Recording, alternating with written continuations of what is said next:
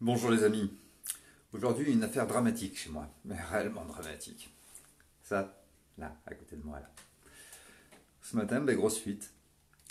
Alors, parce que j'écoute tout le monde et parce que j'essaie de comprendre comment on peut trouver la solution.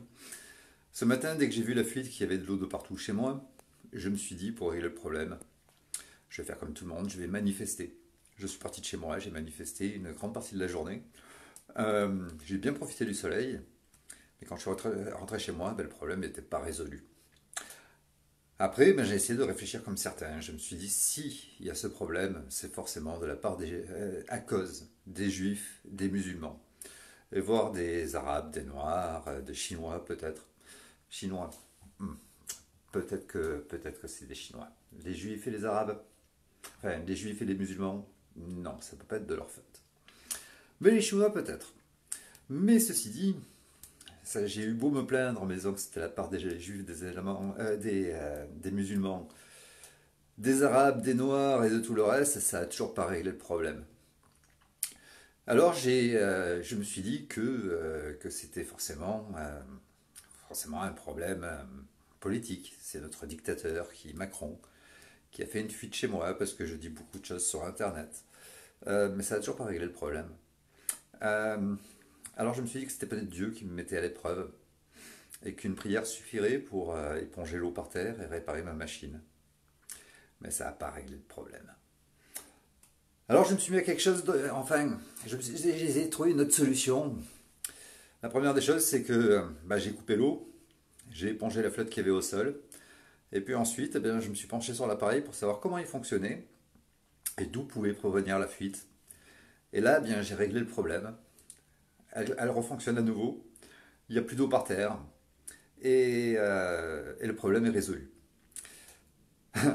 Beaucoup d'histoires, non, c'est pas vrai, j'ai pas eu une fuite chez moi, mais c'est quelque chose que j'ai inventé pour essayer de vous faire comprendre que c'est ni en priant, ni en faisant des manifestations, ni en se plaignant que c'est la faute de l'autre, du chinois, de l'arabe, du noir, du musulman, du juif ou du chrétien, qu'on a des problèmes. Si on a des problèmes, c'est parce qu'on accepte de les avoir et qu'on ne fait rien pour les résoudre.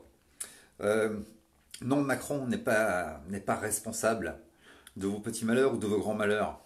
Le seul responsable, c'est vous qui vous soumettez et qui acceptez la chose en vous disant un autre le fera à ma place.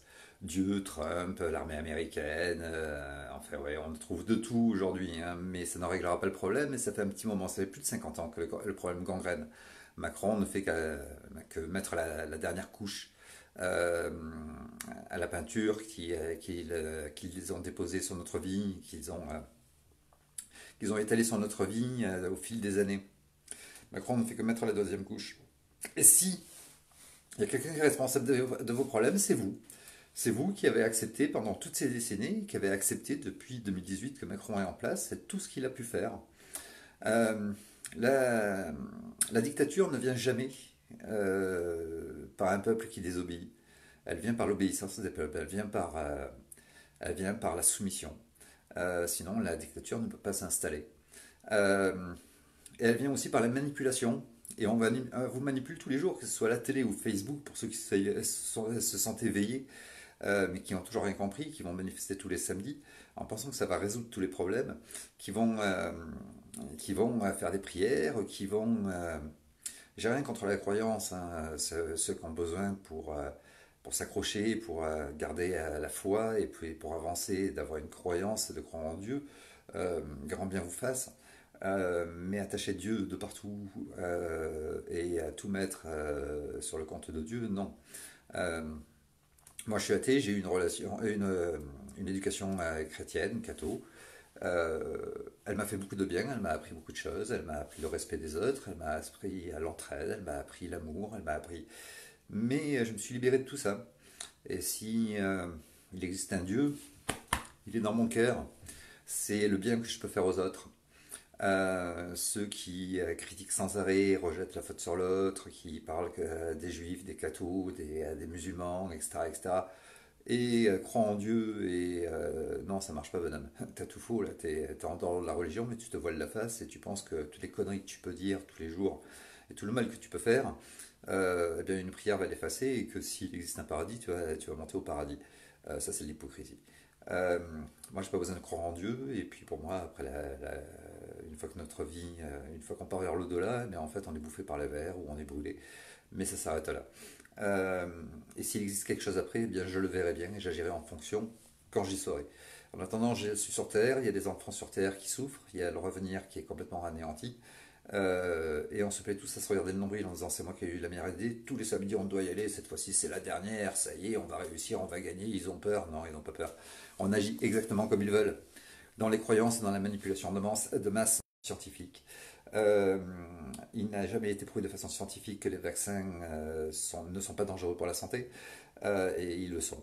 Euh, les problèmes, c'est à cause de vous qu'ils sont là, c'est à cause de nous tous, parce qu'on les accepte, parce qu'on se soumet.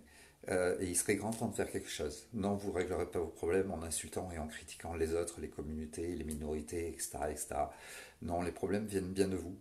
Et pour vous expliquer une petite histoire, je suis coiffeur, j'ai été commerçant pendant 34 ans de ma vie. Euh, Quand je m'installais quelque part, quand j'avais un commerce, si je venais à échouer ou si mon chiffre d'affaires baissait, je ne disais pas c'est de la faute à la concurrence. Non, non, pour moi, il n'y avait pas de concurrence. Il y avait juste mon salon de coiffure qui vendait un esprit différent des autres, parce que je suis différent des autres, qui vendait donc un esprit différent des autres, un humour différent, une façon de coiffer, parce que c'est quelque part un petit peu artistique, une façon de coiffer différente des autres, une écoute différente qui faisait que ça m'apportait une certaine réussite. Et ma réussite, je ne la devais pas aux autres, pas plus que si je me cassais la gueule. J'étais responsable. Si je me cassais la gueule, c'est parce que j'étais pas assez compétitif, parce que j'avais pas eu les bonnes idées, etc., etc. Et je me suis jamais cassé la gueule. Euh, suis toujours efforcé d'être dans la compétition et je me suis jamais soumis à qui que ce soit. Euh, pour la petite histoire encore, sur Morzine, quand je suis arrivé en Haute-Savoie, en montagne, j'ai eu une patronne qui n'avait fait comme étude de coiffure son CAP et son brevet. Elle avait une cinquantaine d'années. C'était au début de sa carrière. Elle a dû finir tout ça à 20 ans. Euh, Elle avait une technique qui était très très très archaïque, très très vieille, très ancienne, qui n'était pas mauvaise. C'était une bonne coiffeuse, mais avec des méthodes qui étaient complètement dépassées. Et la seule chose qu'elle avait pour se faire valoir, c'est je suis votre patronne. Quand elle me demandait quelque chose, je suis votre patronne. Je disais ça vous donne juste le droit de me faire un chèque à la fin du mois, mais ça ne veut pas dire que je vous appartiens, ça ne veut pas dire que je suis votre esclave. Je ne me suis jamais soumis et j'ai toujours eu une ouverture d'esprit, ce que je vous invite à avoir. Remettre en question sans arrêt ce que vous avez appris, ce qu'on vous a inculqué. Les vaccins, la politique, celui qui croit encore à la politique après 50 années de sodomie politique, c'est soit qu'il aime la sodo, soit que ça relève de la psychiatrie. Mais me dites pas que vous allez encore voter pour cette bande, c'est tous les mêmes. Hein. FI, RN, LREM, ils sont tous de la même truc. S'il y en avait un qui était contre le système, il y a longtemps qu'il aurait rejoint Coluche, Balavoine, Jean Dernalier, Kadhafi et une vingtaine de présidents africains qui ont été tués ou foutus dehors pour y mettre un dictateur qui pouvait faire fonctionner leur plan. Et celui qui est en dehors de ça, mais il se fait soit dessouder, soit éliminer, ou alors acheter. Rappelez-vous, Beauvais, vous savez, le moustachu paysan. Il cassait des champs de maïs, il allait péter des McDo, il a fait de la garde à vue, il a fait un peu de prison, il ressortait, il recommençait. Il était franchement chiant et gênant pour eux. Trouver la solution. Ils ont mis Bouvet, député européen. Tu touches tes 7 000 balles par mois, plus les petites cagnottes qu'on va te filer, tu fermes ta gueule, tu arrêtes de nous faire chier. Et Bouvet, eh ben, on n'en a plus jamais entendu parler. Le mec, il se regarde le nombril tous les jours, il a agi pour lui. Et aujourd'hui, eh bien, il a une retraite, un salaire, enfin, je ne sais plus s'il est député européen, mais il a un salaire et en tout cas une retraite à vie et il est à l'abri de tout. Ils l'ont acheté plutôt que de le tuer. Mais aujourd'hui, ça marche comme ça. Et vous pensez que Marine Le Pen ou Mélenchon, eux, vont faire quelque chose que pour vous, ils sont tous millionnaires, ils agiront jamais contre leur classe sociale. Ils vont pas dire à leurs potes, non, non, non, toi, je vais t'enlever, je vais te remettre l'impôt sur les grosses fortunes, je vais te taxer à mort, parce qu'ils n'ont plus de potes, s'ils font ça. Et puis eux-mêmes, à la fin de leur mandat, eh bien, il faudra qu'ils mangent les conneries qu'ils auraient implantées selon vos croyances. Ils n'agiront jamais pour le peuple. Ils ne savent pas ce que c'est notre vie. Ils connaissent la misère que uniquement sur des chiffres qu'ils voient sur des ordinateurs et ils ne savent même pas ce que c'est le prix d'une baguette de pain ou ce que c'est le travail toute la journée pour avoir gagné un salaire de misère pour nourrir ses gosses. Ça, ils ne connaissent pas. Et vous allez voter pour ces gens-là. Euh, Posez-vous les bonnes questions, essayez de réfléchir, les amis. Là, il est grand temps, ça devient fatigant, fatigant. Après, il y a ceux qui sont convaincus que manifester tous les samedis, ça peut changer quelque chose. Moi, je veux bien que c'est une manif. Mais pendant 30 mois, 27 mois précisément, manifester tous les samedis en sachant que ça ne sert à rien, mais on continue à y aller, là, par contre, vous avez un problème. Vous avez un problème, je pense que dans le cerveau, il y a quelque chose qui est bloqué. Euh, il y a Albert Einstein qui disait vouloir obtenir quelque chose de différent en reproduisant toujours la même chose, bah, ça marche pas. C'est impossible. Et c'est exactement ce que vous faites. Je vous invite à réfléchir à ça. Et comme vous l'avez pu le voir, il n'y a aucune manif qui a permis de résoudre un seul problème. Aucune. Depuis le début du XXIe siècle. La dernière, je crois que c'était le CPE en 2006, il me semble, si ma mémoire est bonne. C'est la dernière manif qui a permis d'obtenir quelque chose. Donc les manifs ne servent plus à rien. Mais on se plaît à y croire. Après, on va faire la prière et puis arrêtez les conneries. Pour ce qui est du racisme et de l'antisémitisme, nous sommes responsables des problèmes que vous avez, et c'est ni les juifs, ni les musulmans, ni les noirs, ni les arabes, ni un quelconque étranger qui est responsable. Euh, c'est votre tolérance qui est responsable. C'est ce que vous avez fait. Pour info, en Corse, c'est une histoire vraie. C'est un cousin qui me l'avait raconté, un cousin qui vit en Corse, je suis d'origine corse. Un étranger qui était dans une cabane de chantier, posé sur un chantier qui avait proche d'un village. Euh, il rencontre un petit garçon du village, il essaie de le faire rentrer dans sa cabane. Euh, le petit garçon s'échappe. Il voulait lui faire des attouchements. Je crois qu'il a un petit peu réussi, mais il n'a pas réussi à le déshabiller et à aller plus loin. Le petit garçon s'échappe, parcourt le village en courant et en pleurant. Et là, le maire du village, tout le monde se connaît dans le village, hein. Le maire du village arrête le petit garçon en lui disant: mais qu'est-ce qui t'arrive? Et le petit garçon explique: ben, le monsieur là-bas, il a essayé de me faire rentrer dans la cabane du chantier. Il voulait. Le maire du village a convoqué la gendarmerie et ils sont allés voir le papa. Ils ont tapé à la porte du papa. Et là, on lui raconte l'histoire et le gendarme lui dit: monsieur, portez plainte. Le père il a dit: non, il a juste essayé, il n'a pas fait, je porte pas plainte. Le lendemain, le gars, on l'a retrouvé dans une poubelle. Il ne recommencera plus, c'est fini pour lui, il ne recommencera plus. En Corse, essayez d'aller toucher un petit garçon, ça ne marche pas. Ça ne marche pas, sauf si vous voulez vraiment vous rapprocher de Dieu. Mais là, vous risquez de le rencontrer. Mais sinon, ça ne marche pas. Euh, En Suisse, il y a un savoir-vivre ensemble, mais parce qu'on a discipliné tout le monde. En Suisse, il y a un patriotisme, mais il y a surtout des règles que tout le monde respecte. Et les règles sont strictes. Il y a une rigueur là-dessus, et les règles sont strictes. C'est comme en Allemagne. Tu avances droit, tu marches droit. Si tu marches un petit peu de travers, tu risques d'avoir des soucis. Et d'ailleurs, à la moindre infraction, à la moindre chose, vous avez les flics au cul, et je vous promets qu'ils sont très professionnels. Les flics à Genève ou en Suisse, je ne les ai jamais vus emmerder un citoyen lambda qui n'a rien à se reprocher.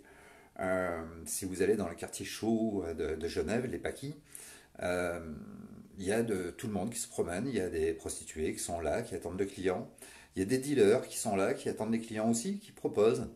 Il y a des boîtes de nuit, il y a des bars de nuit, il y a un petit peu, il y a les kebabs, tout ça c'est le milieu de la nuit à Genève, c'est le quartier chaud de Genève. Quand on voit arriver la police, ils ne s'en prennent pas à un citoyen lambda comme moi qui marchait par là pour traverser le quartier ou simplement pour s'acheter un kebab ou un paquet de cigarettes parce que c'est l'endroit où on trouve tout ce qui est ouvert de nuit. Non, non, ils emmerdent pas ce bonhomme. Ils attrapent le dealer qu'ils ont traqué, ils l'attrapent et ça rigole pas. C'est pas une bande de rigolos. La sécurité suisse est l'une des meilleures du monde entier. Je pense qu'il faudrait qu'on prenne conscience de ça et qu'on en prenne exemple. Je pense qu'il va falloir qu'à un moment, qu'on ouvre notre esprit et qu'on regarde les autres pays, comment ils fonctionnent et leur prendre ce qu'il y a de bon. Sur l'économie de l'énergie, les pays nordiques, sur leur façon de vivre, les pays nordiques sont aussi très intéressants. Et à un moment, il va falloir qu'on arrête de se regarder de l'emprise, qu'on se dise qu'on est meilleur, qu'on est les meilleurs, qu'on est des Français. Non, la France, il y a longtemps qu'elle brille plus, il y a plus de 50 ans qu'elle brille plus, c'est terminé tout ça. Avant, nous avions une main-d'œuvre qui était reconnue dans le monde entier, nous avions les meilleures tables du monde, la cuisine française était réputée dans le monde entier, les vins français étaient réputés dans le monde entier, la mode, la coiffure, les boulangeries, le pain, etc., etc. La France pouvait briller. C'est terminé ça, c'est terminé, c'est fini, c'est enterré. Il y a un moment où il va falloir qu'on arrête parce que la France elle brille plus du tout. La France elle a plus rien, elle a plus aucune entreprise, elle a plus rien, elle n'a plus de savoir-faire. Euh, Et à un moment, il va falloir, vous imaginez que ce petit pays, la Suisse, a encore deux usines de machines à laver. Nous, on n'en a plus une seule. Euh, et on se regarde le nombril en disant qu'on est les meilleurs et on met la faute sur les autres. Et à un moment, il va falloir que vous appreniez à réfléchir et que vous arrêtiez de vous plaindre. Parce que le français, il est reconnu dans le monde entier. Même le général de Gaulle le disait, le français ne sait que beugler, je ne sais plus comment on dit pour le veau, mais les Français sont des veaux. Et ils vont à l'abattoir et ils sont prêts pour ça. C'est le général de Gaulle qui l'avait dit. Et ça, c'est une pure vérité. Le français, il ne sait que se plaindre. Mais essayer de prendre conscience qu'il a fait des erreurs, remettre en question tout ce qu'il a pu apprendre dans sa vie, que c'est la CGT, le FO qui vont régler les problèmes des ouvriers, etc. Non, non, non, c'est à vous de l'imposer. On bouffe de la nourriture de merde. Et ça, c'est une pure vérité. Dans un pays comme la Suisse, c'est le peuple qui a dit non, nous on ne veut pas bouffer de la merde. Le gouvernement en a pris compte. Et ils ont mis la pression sur les industries comme Nestlé, les industries de l'agroalimentaire, pour obtenir quelque chose de correct, quelque chose qui peut se manger, pas des produits chimiques.